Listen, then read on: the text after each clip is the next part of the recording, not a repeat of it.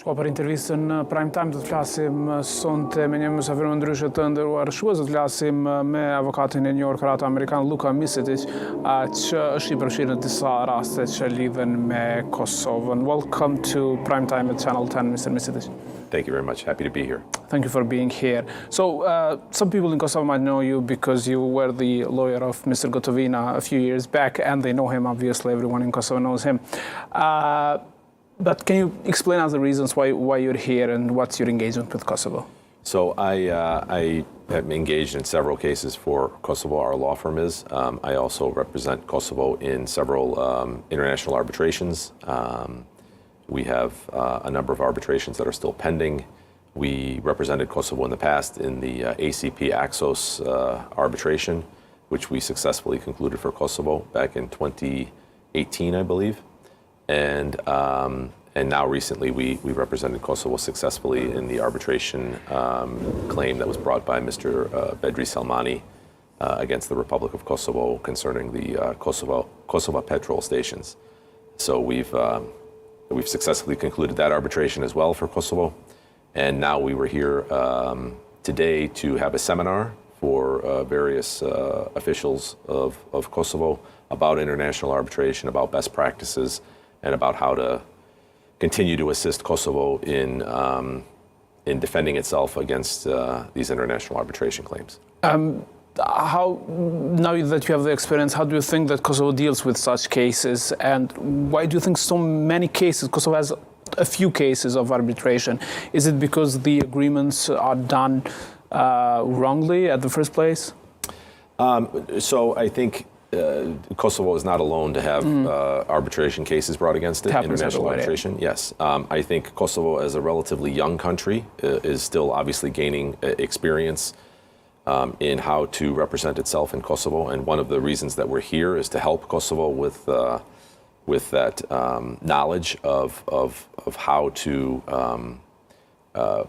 defend itself in the international arbitration process, to learn more about the laws and how to anticipate potential claims in the future by making government decisions that will not lead to potential claims. So all of those are reasons that we're here. We completely understand that Kosovo is not France with a history of 250 years of democracy. And as a young state, it needs all of the best practices knowledge that it can gain. I don't think that the primary reason for these arbitration cases is because of mistakes by the government of Kosovo. All governments are not perfect in how they do things, but one of the reasons is that Kosovo has a very generous law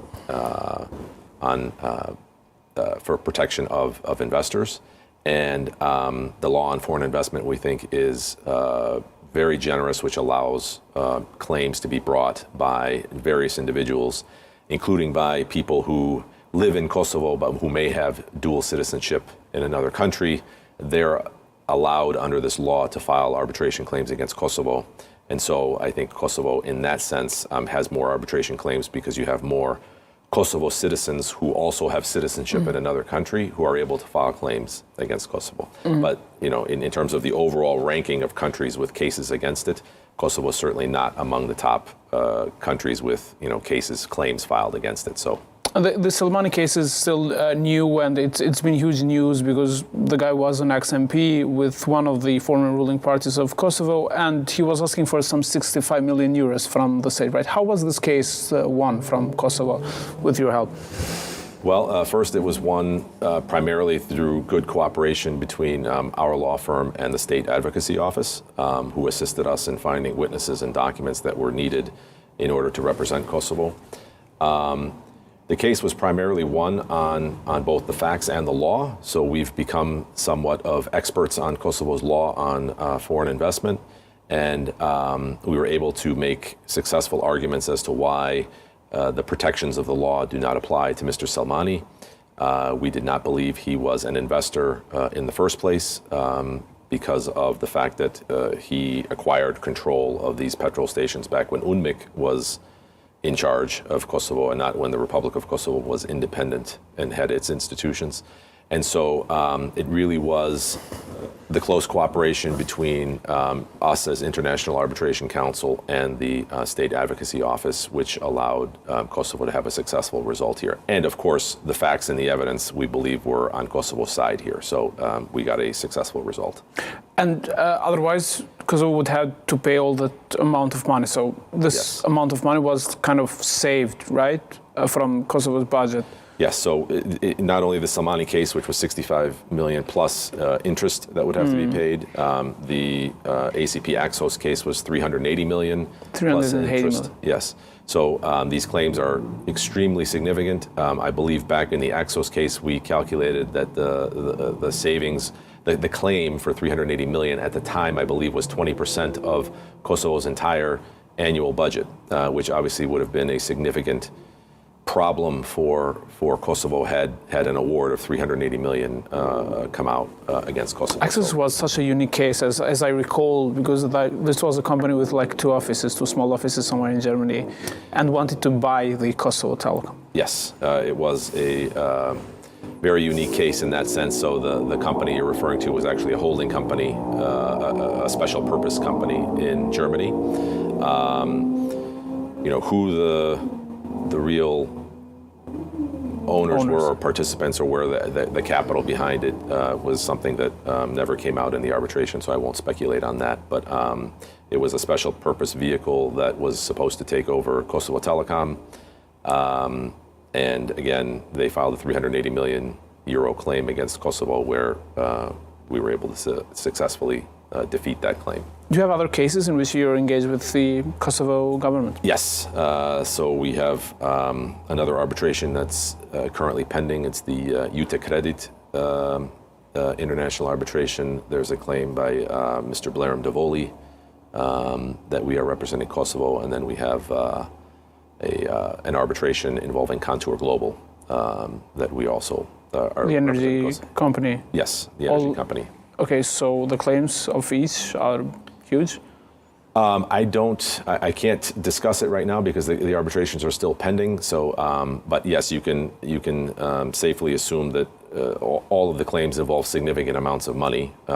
Usually arbitration claims in international arbitration are not filed unless they involve significant sums. And so all of these claims are significant, some more so than others, but which one is the most difficult one? They're all complex. I don't want to rank them in terms of difficulty, but we are confident every time we take one of these cases. Some require more work than others. I would never predict the outcome of any arbitration. I think one of the things that you learn as a lawyer, whether you're in courts or in arbitration, is that no matter how confident you are that the law and the facts are on your side, the reality is that the judge or the arbitrators may have a different opinion, and so you can never be sure of what the outcome will be until you actually receive the judgment or award. So I wouldn't speculate. The Contour Global is American, right? Used to be American, now it's a British company listed on the London Exchange. And Jute Credit is somewhere from Baltic, I'm not sure which country. It's Estonia. Yeah. But Mr. Devoli is local, so my question is how it differs from the case of Mr. Devoli for the mobile, I guess. Yeah. How does it differ with those being a British-American company and with the one being Estonian? It differs in the sense that different issues arise in these types of cases. So speaking generally in international arbitration and in investment arbitration, one of the key questions is jurisdiction. Who is protected by, let's say, Kosovo's law on foreign investment?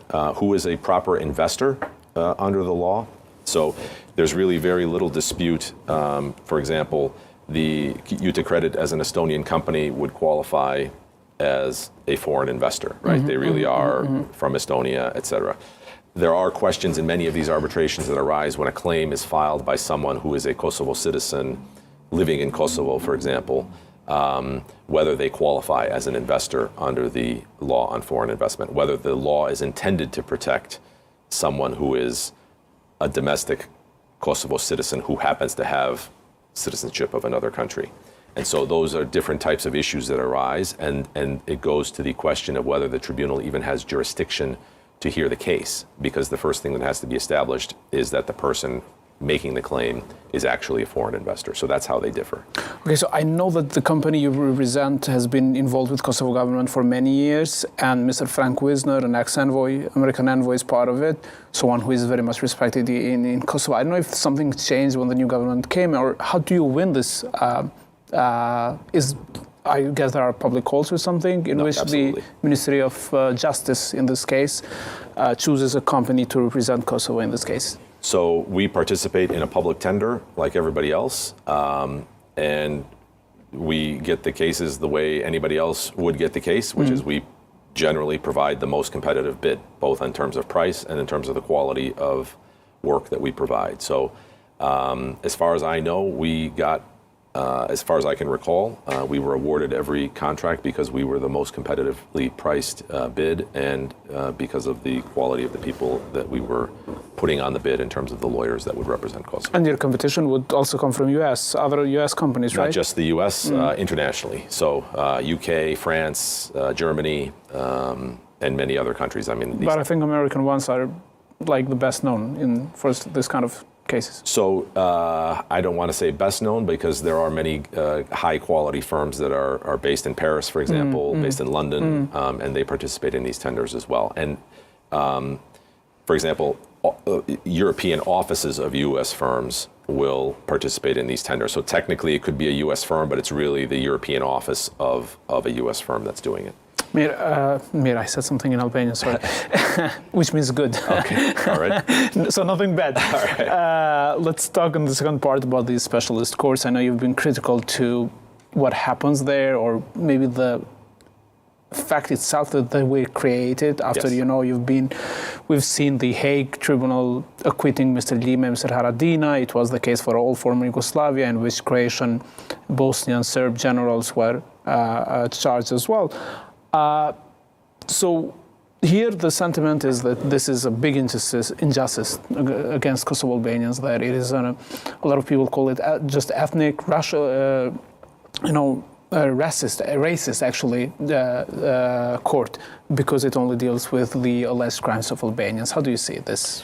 I'm also very concerned. I will confess, the whole process has been very A, bizarre, and B, tainted. And it's tainted by the fact that the whole court was set up because of sensationalist allegations of organ harvesting by the KLA, which is, in my view, the only reason that it got international attention and the attention of members of the international community to finance this court, to set it up, to put pressure on Kosovo to pass a law setting up the specialist chambers, etc. All of it was related to Dick Marty's report, and these, again, as I say, sensationalist headlines, pushed, as we know, mostly by Serbia and Russia for their own obvious propaganda reasons against Kosovo's independence, against the very existence of Kosovo. Unfortunately, Dick Marty appears to have bought those allegations and then sold them to the international community. The court has been set up, and as we know, nothing came of these sensationalist allegations. But now we have an international court set up under domestic law, but with international judges and prosecutors seated in The Hague, conducting investigations and prosecutions for what, frankly, in my opinion, are allegations that very easily could and should have been tried in Kosovo, if nothing else, in front of ULEX or other domestic jurisdictions. There is no reason that I see that there should be a special court set up in The Hague for the allegations that are currently contained in the indictments that have been filed. I do believe that there is a certain, I want to say, perception that has been created in terms of the court is, out of necessity, set up to try only Kosovo Albanians. The reason it's out of necessity is, as a practical matter, this is a court set up under Kosovo law. It will never be able to try, as a matter of fact, it will never be able to try Serbs for crimes committed in Kosovo, because obviously Serbia will protect its own officers. Kosovo cannot issue Interpol warrants to arrest people outside who are not on Kosovo territory.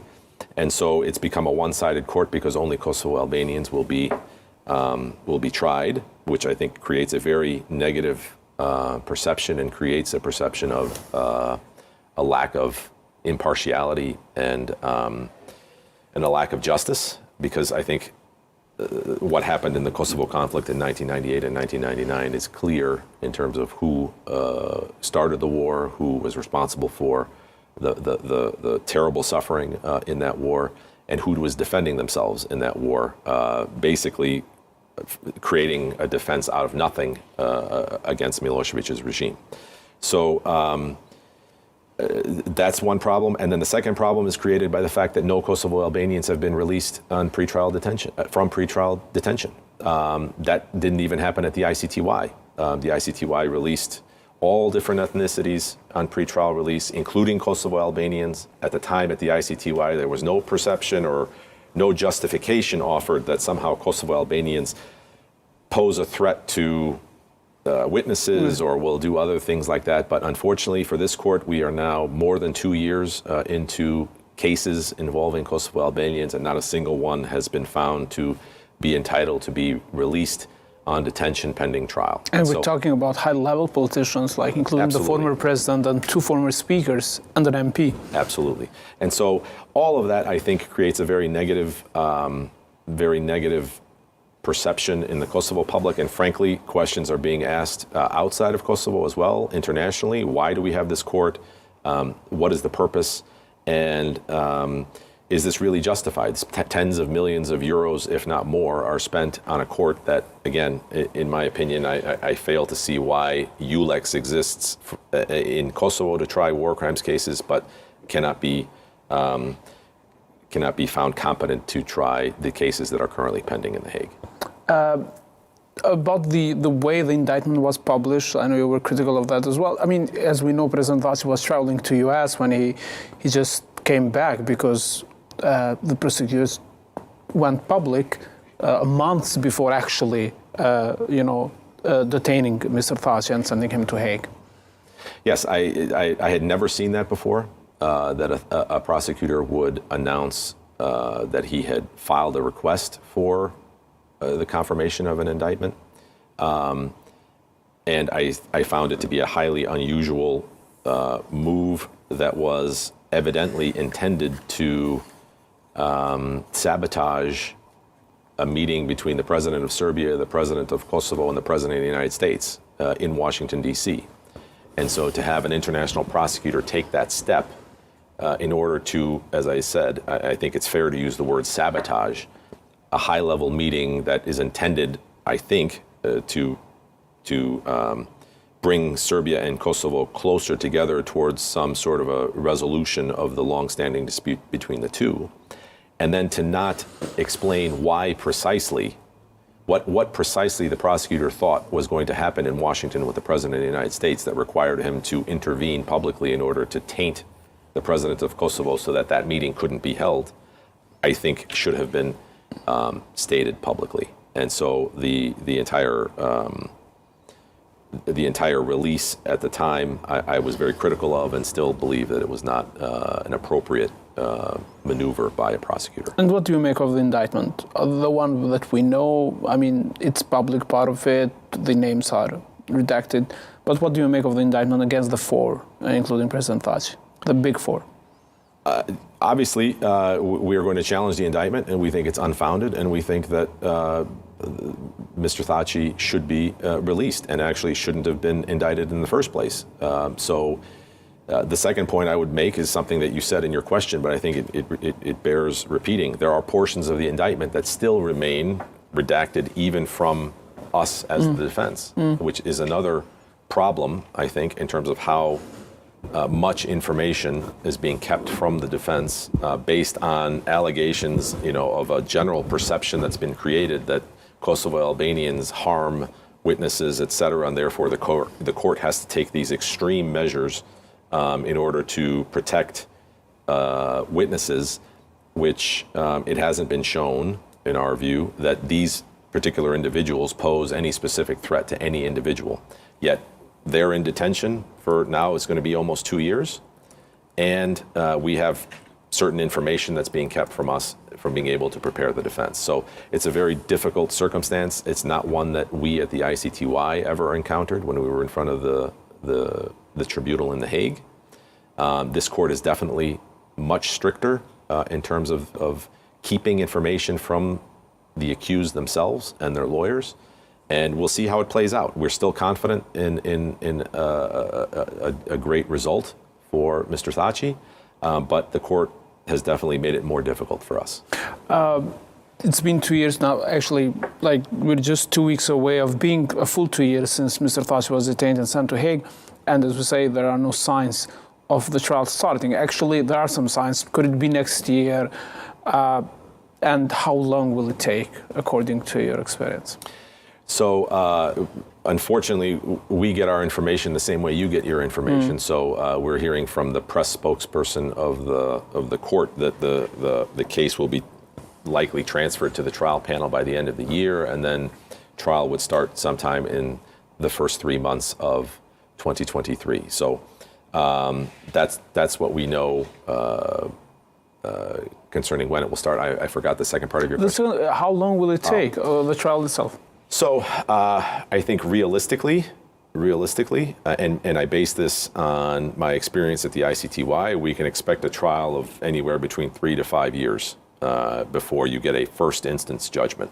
And then you would probably have either of the side sending to the appeal. In all likelihood. So if you take, as an example, Mr. Haradinaj's acquittal at the ICTY, he was acquitted in the first instance. The prosecution appealed. They won their appeal. The case was sent back down for a retrial. Then there was another trial where he was acquitted again, and then the prosecution did not appeal his acquittal on the second retrial. But that whole process then, I don't know the exact number of years, but it was certainly at least 6 or 7 years from beginning to end. So one of the negatives of international trials is that, generally speaking, they last a really, really long time. It's unfortunate, but I can't imagine that Mr. Thaçi and the other 3 accused will be probably in detention at least 5 years for the 2 years they've already been in detention, plus probably around another 3 years at least for the trial. So that's 5 years of detention. Even if you get acquitted, it's still 5 years of your life that you spent sitting in detention. And so, you know, we'll see how. And if there's an acquittal, they will be able to come back, no matter if there's an appeal? Usually, yes, that's the case. If you're acquitted, usually you are allowed to return home, and unless there's some truly exceptional reason to keep an acquitted person in detention, which I would be shocked. Yes, usually you are allowed to return home on appeal. There is a political movement, let's say, by Prime Minister Rama of Albania. He did hold a fierce speech in Council of Europe asking to reconsider what Dick Marty wrote in his report. A lot of people here say it's too late. The trials are about to begin. But the main thing is that Dick Marty's report talked about the organ theft, the famous Yellow House, which doesn't even is not part of the indictment itself. Yes, I wouldn't say it doesn't help. I think it's important that the Council of Europe itself have a conclusion to its own report and its own allegations. And so but they will wait for that until the trial is over, right? But the trial doesn't deal with organ harvesting allegations. Yeah. So there will never be any additional information in the trial concerning organ harvesting, because those aren't going to be tried, because the prosecution apparently concluded that there's not enough evidence to charge anyone on those allegations. And so, the question is, should the Council of Europe continue to have this outstanding report making allegations when it's now known 12 years later that there was not sufficient evidence to bring any charges against anyone? I think Prime Minister Rama is correct that there should be a follow-up by the Council of Europe making clear what the result was of the 12 years of investigation. Do you think it will have the support of other countries, let's say Croatia? Could it be some country that could help?